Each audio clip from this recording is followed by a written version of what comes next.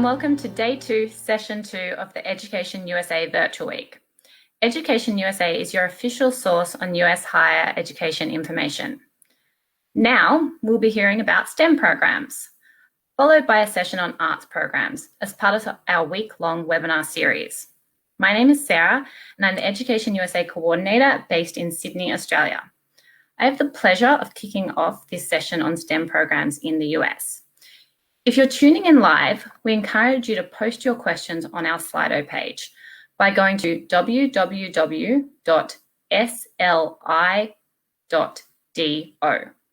and entering the session code you see at the bottom of the screen. Now, I'd like to introduce our US admissions experts who will be delivering the presentation. Dr. Song Hoffman, Director of International Admissions at University of Delaware, and Mr. Bobby Brannigan, Associate Director of International Admissions at Embry-Riddle Aeronautical University. Over to you, Song. All right, good morning. I hope everybody can actually hear me all right. I'm trying to figure out how I can actually go back to the other layout, because right now I can't see the screen. I can see myself. All right, so good morning once again. My name is Song Hoffman. Thank you, Education USA, for this magnificent chance for me and my colleague here to talk about STEM courses in the USA. We were very happy and excited to actually sign up for this opportunity. However, when we were actually preparing and putting this presentation together, we were thinking, wow, we got 30 minutes talking about a really vast topic.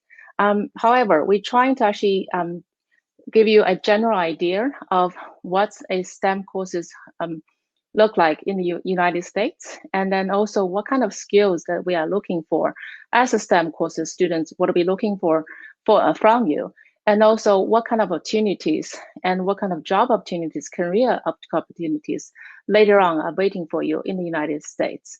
So without further ado, I would like to actually open this presentation with a video of a interdisciplinary design project that is worth $3 million.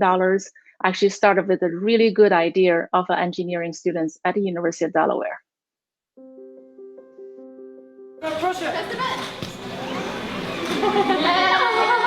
Getting kids mobile at an early age is a huge thing for us working with the Go Baby Go program. Each semester we've been trying to do a workshop, getting students and faculty involved and other local community members to build cars and other assistive devices for children with mobility restrictions such as cerebral palsy, Down syndrome. She's in daycare right now, and she is transitioning from being in the baby group into the toddlers. So in the toddler group, they do a lot of active play in their free time.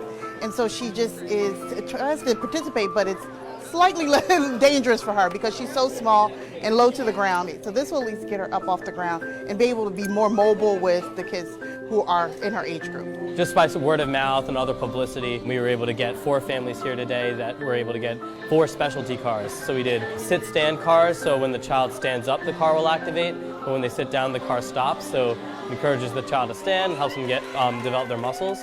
We also have 2 remote control cars today, so that the parent can steer out of the way if the kid can't really steer as well. And we also have joystick cars if the kid is capable of steering by themselves. He is 2 years old, but he was born at 25 weeks, so that's like 3 months premature. So he's very delayed. And one of his biggest issues is his mobility. We're still working on like sitting, crawling, and he can do those things with some support, but the main thing he doesn't get is to move around a lot. Oh my gosh, he's off! Where are you going? I love being a biomedical engineer. I think it's amazing to be able to make something that actually impacts the world. There's like really this gap between engineering and medicine, and bridging that gap is one of my biggest goals. I want to really be on the forefront of patient care, but also working with these new and novel devices and letting that enhance and grow medicine. It'll help get his playtime from off the floor, where he doesn't have to worry about the gravity of his body working against him, to hopefully giving him a different outlook completely. It never gets old. It's why I still do this. They're so happy, and it's amazing to see what these technologies do for them. And that's always the best part, and it always makes it worth it at the end of the day. You are looking around like I have never seen before. We're really grateful that this was here. and we appreciate it.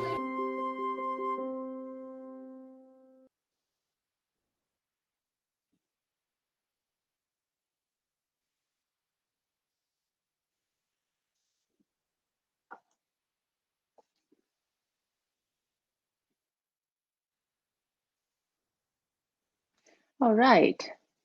So I hope everybody enjoyed the video.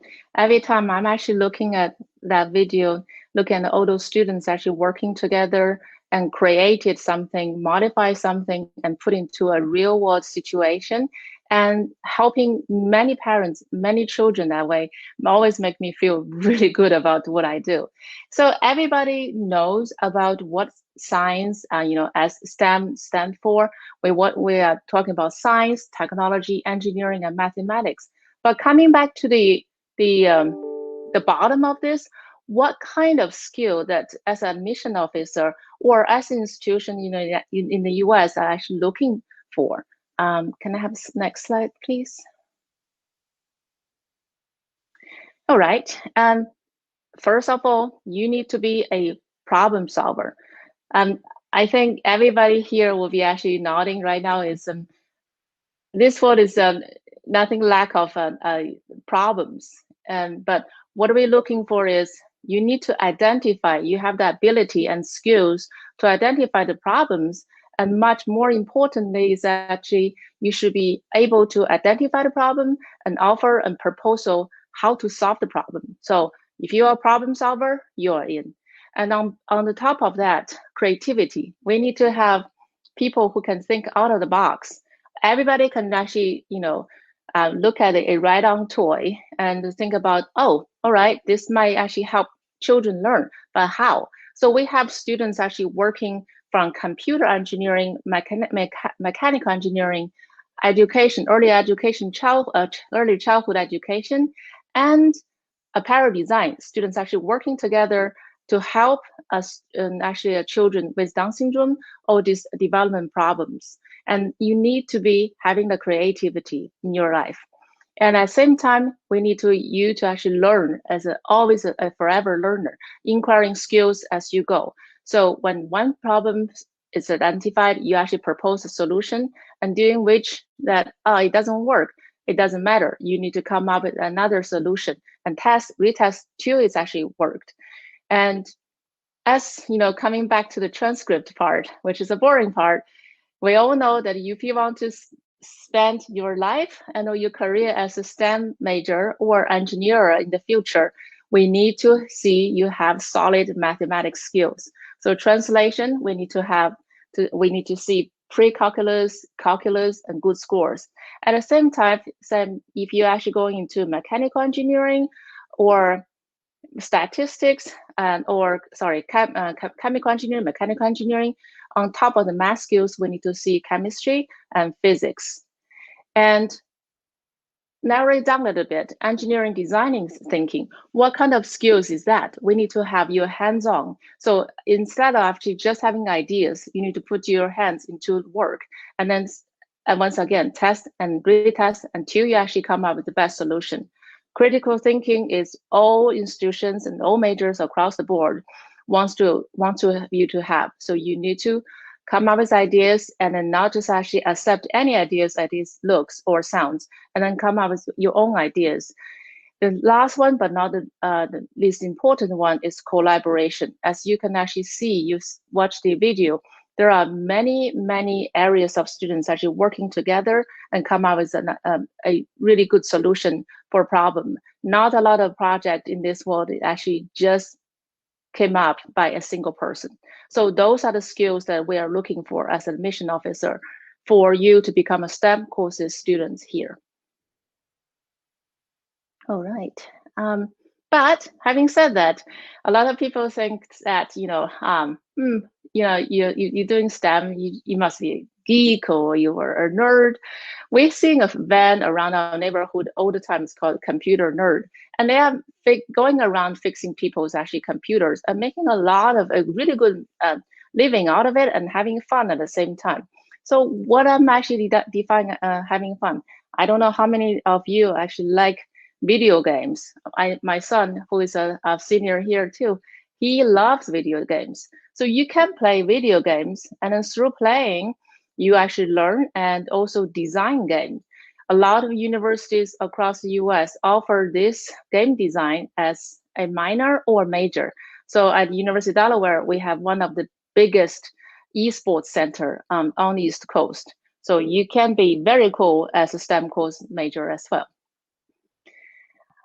And you will be actually asking questions about, okay, I know there are 4,000 universities and institutions. I bet many of them actually offering STEM courses. If they don't offer engineering, they might have math, statistics, or technology. Where can we find it? So the trick one to narrow things down is there's always Google. But once you actually identify some of the universities, you might want to actually identify a major that you want to go to, but you can actually narrow it down to a major in engineering, but you don't know what kind of engineering. That will be my next slide is, how do you actually narrow things down? You can actually look at things from the outcome point of view. All right, so next slide. Let's play a game here. You want to really go into multimedia, or you actually love robotics. You actually want to design a robotic that can work underwater, which is not a new thing, but you will design this robotic that is cheap and actually more economical for everyday's life. What kind of area of studies you'll be going for? I hope some of you actually get right. It's computer science. And computer science is a very popular topic. However, it actually covers many, many areas of your life. And we can actually play this again for another search criteria. So this search is actually based on the area of study, but you just know what you want to become. You want to become a statistician, which is very hot career right now. Each one of the graduate from at least my university will get 6 to 7 offers, and that's from banks, they're from higher education, from all sort of areas. Or you want to become a risk analysis. What kind of major can that be among all the STEM courses that you can choose? The answer is statistics. And once again, statistics require a very solid math background. I know that we are actually pretty much running out of time here, so I'm going to actually move on to a few tips that I'm going to offer for you here. No matter what you do, if you're actually going for a professional program, say engineering, the #1 rule is to search if the program, if the degree, if the university is accredited. Say if you want to go into electrical engineering, if the electrical engineering program at this university is accredited. So things you need to watch for is Google ABET, Accreditation Board for Engineering and Technology. Everything that you need to know, actually you can find it there. And then that's your #1 tip. And I have a few other tips that is not as serious, however, will be fun to actually have. A lot of students come to me saying, well, Dr. Song, I want to be an engineer, but there are so many cool things to do. Well, you are good at chemical engineering. However, I don't think it's actually as cool as biomedical engineering. And I really have a thing for mechanical engineering, but I just don't know. So what can you do? You can start with in a lot of institutions, you can start with engineering undecided. So basically in the first semester, you have 6 months, half a year to do pretty much everything under the sun for engineering, to have a taste of everything.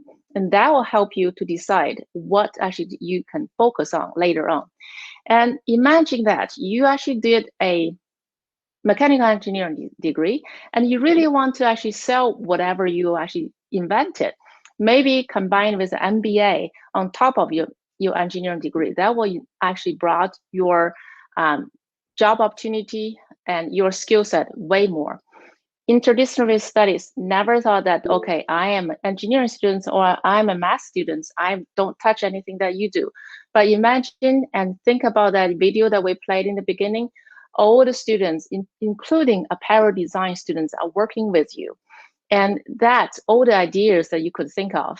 and then come together to help others. And you can actually take on research even from bachelor's degree students level. Well, if you don't like what you're doing, I think one of the things that the American university offer that I really enjoy is the flexibility. I often have students coming up to me saying, "Hi, Dr. Song, I hate what I'm doing. My mom wants me to do engineering, but I'm actually really a lawyer material. Can you change?" And the answer is yes, you can always change. Not going to be easy, however, it is doable. So my time is up. I'll be waiting for you at the question and answer time. And here it's my colleague, Bobby. Thank you. Thank you, Dr. Song. Hi, everyone. I hope you're having a great day. So I'm going to go over a few things about the specific STEM programs. So this video that I'm going to play here in a second has to do with a lot of the labs and facilities that we have on our campuses, but they're not unlike a lot of other campuses in the United States. So we can play the video.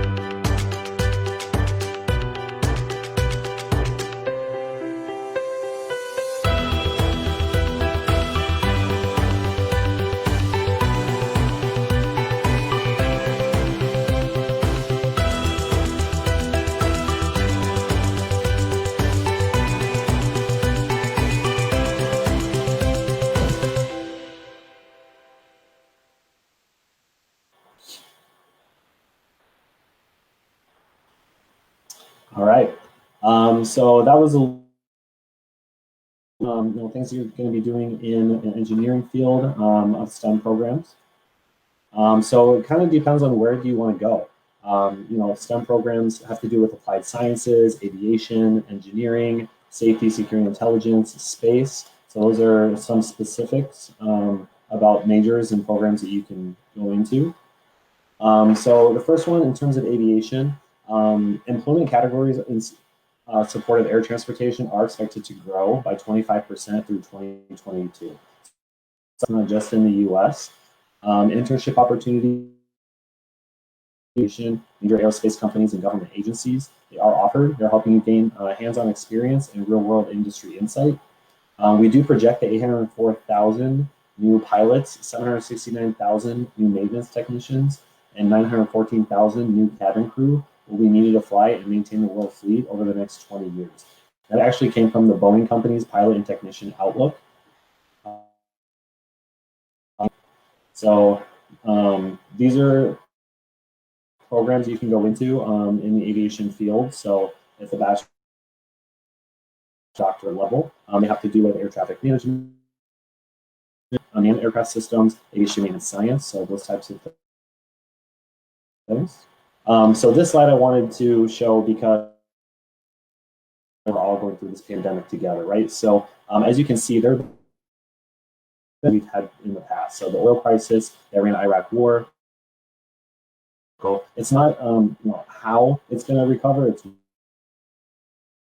world aviation definitely has took a dive. Even you can see 9/11 terrorist attack on New York City, but it always goes back up. A strong STEM program that you're able to pursue will bounce back. It just kind of depends on when. Engineering and space. As new challenges emerge in the solutions and make the world a better place for a lot of students in their very first semester. Graduate students program, they're immersed into the research and projects right from the beginning of their program.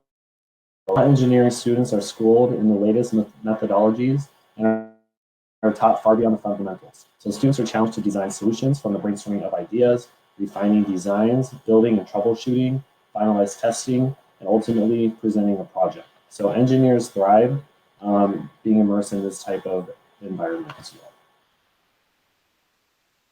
So these are some of the engineering and space programs that we have in the United States. So bachelor's, aerospace engineering, we have astronomy and astrophysics, computer engineering, civil engineering. So once you are through, because that's pretty much going to be your fundamentals, you can go into specific. So after your first year, you're able to choose something that you are. All right, so in the safety, security, and intelligence, so now more than ever, highly trained safety, security, and intelligence professionals are sought by businesses, governments, and military. For over a decade, these programs for safety, security, intelligence, and complex, exciting, and dynamic careers offered in these fields. So students will develop critical thinking, identity threats, conspiracies of all kinds. So you learn in scenarios, in the global security and intelligence as well. And these are some of the programs that we offer in the United States in safety security. So anything from forensic biology, cyber intelligence and security. You could go into homeland security, industrial organizational psychology. So there's many different fields that you can go into. So as societies do become increasingly complex, these fields encourage people to identify and protect us against the threats. So the global environment demands specialists to solve and prevent future safety, security, intelligence, and emergency management. Accident investigators, security specialists, cybersecurity professionals. Bobby? Yeah.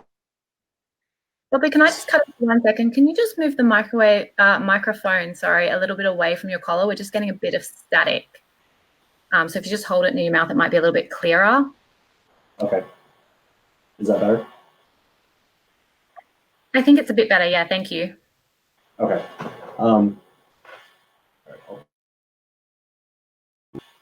Sorry about that, guys. Is it better now? I'll just do it this way.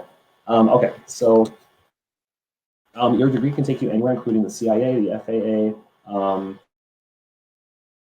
emergency management centers, aircraft manufacturers, companies, the military, and private defense firms.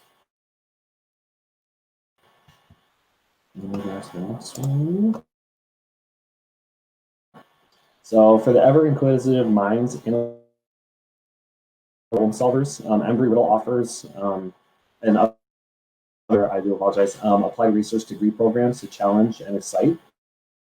Be rooted in research. Some areas may be focused on specifics.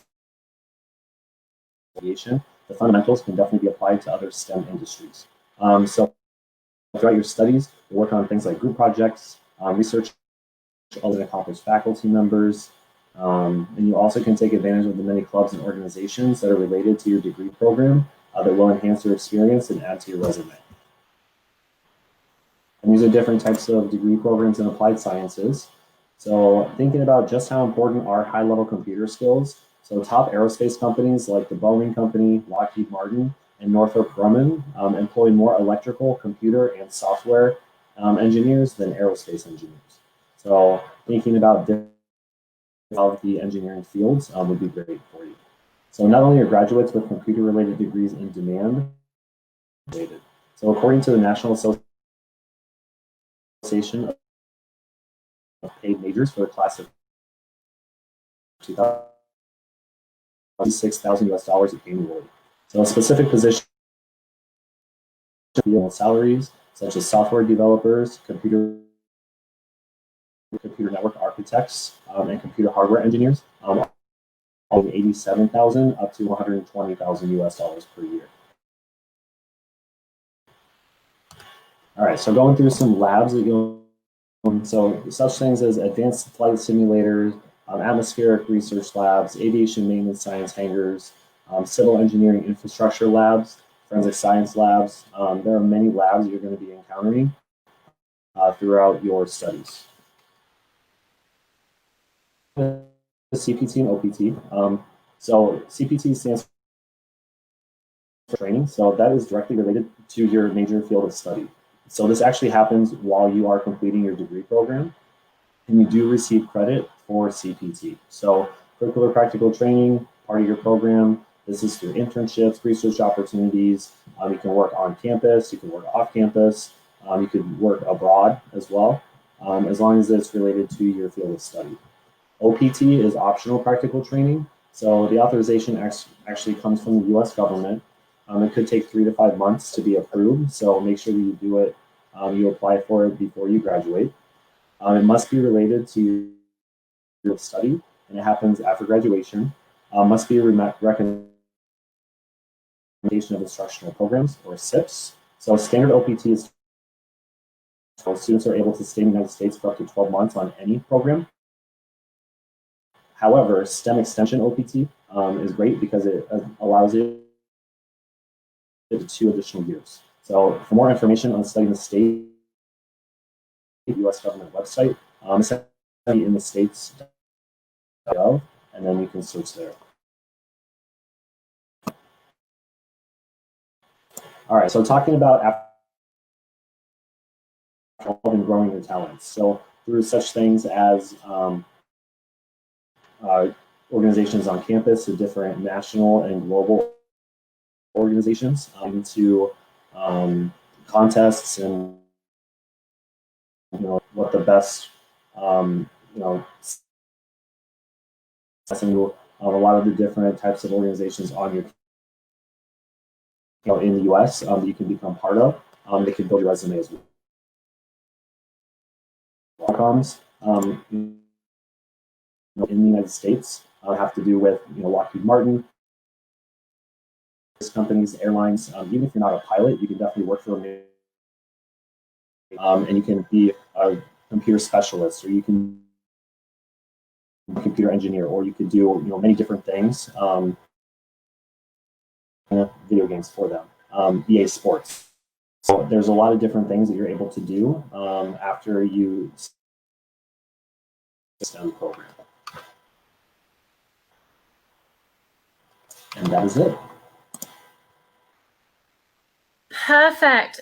Thank you both so much. That session was very informative. I've learned a lot.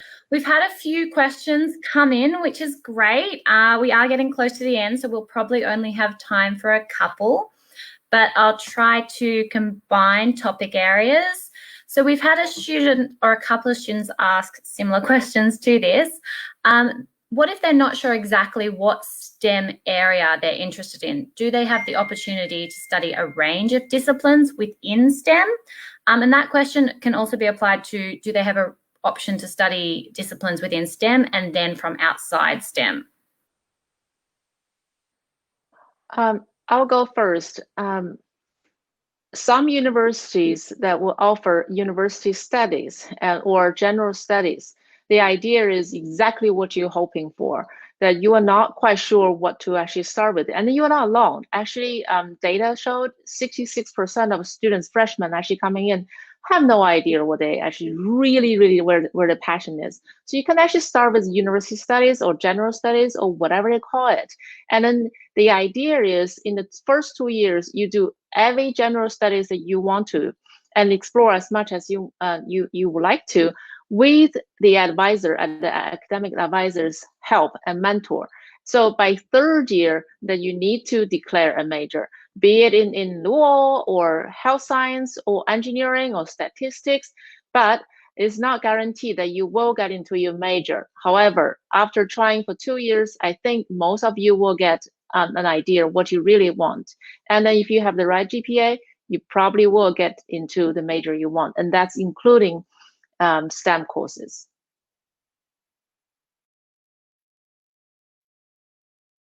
Great. Thank you so much for that. Bobby, did you have anything you wanted to contribute, or next question? Next question is fine. Yep. Sure. So we have a couple of questions around if a student hasn't taken the relevant science subjects in high school, will they still be able to apply for STEM programs?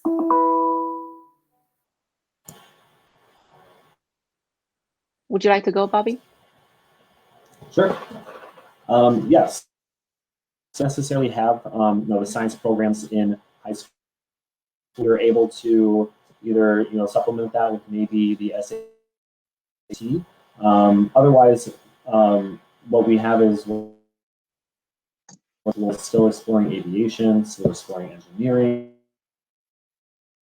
type program that will get you those skills as a prerequisite for those higher level courses for your STEM field you want to go into.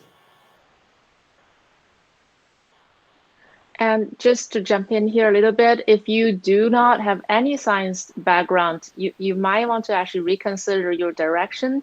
However, and because if you really want to pursue something in the STEM courses, you might want to have at least some chemistry and mathematics and biology, and you can pick up later. We will be able to tell something out of your ACT or SAT, which is text optional this year. So the more story, the more background that you actually can provide that tells a fuller picture of yourself. It doesn't mean that, okay, I don't have anything in science, can I still pursue an engineering degree? The answer is yes. Like I mentioned, engineering, undeclared or undecided general study topic, you started and you accumulate as much as science topic in the first 2 years. And then if that is your passion, go for it. Okay, great, brilliant. Thank you both so much. So I'm going to fit in one last question, even though we're a little over time. But we had a student write in that they've heard of esports scholarships. Could you provide some information on those or how to find those? And I might, if it's okay, just ask Song to take this one, just because your mic's a little staticky, Bobby. Okay, so we do, esports, we actually just started that, and then we do not actually offer a specific esports scholarship. However, if you actually apply, like the audience today, from the countries that you are applying, already we are offering diversity scholarship. And then on top of that, if you are a very good student, you will get merit scholarship, and that's already 55% of your tuition will be waived. So I'm actually looking into the computer science and BA and B science program to see if we can actually have esports scholarships. Perfect. Thank you so much. All right. Well, I know we do have a few more questions, but I think we need to wrap up now because we'll have another session coming up. So I want to thank everyone for listening in to our STEM programs in the US as part of the Education USA Virtual Week. I'd also like to thank our admissions experts for sharing their expertise with us today. If you'd like to find out more information on these institutions, please follow our hashtag EduUSA Virtual Week. Up next, we will have a session on arts programs in the US. To check out the rest of the schedule, you can visit bit.ly/EduUSA Virtual Week Live or the events page on Facebook.